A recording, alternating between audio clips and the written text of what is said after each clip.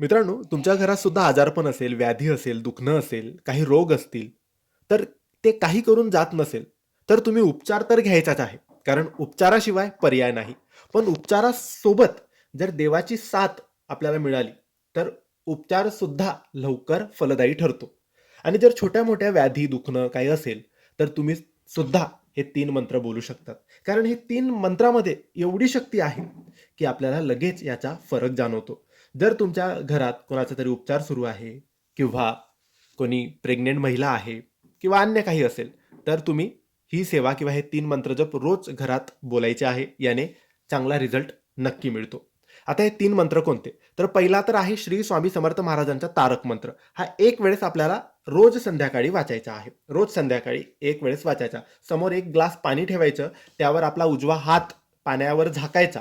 अगरबत्तीची उदी वगैरे काही टाकायचं नाही. फक्त शुद्ध पाण्यावर आपला उजवा हात त्या ग्लासावर झाकायचा आणि एक वेळेस तारक मंत्र बोलायचा.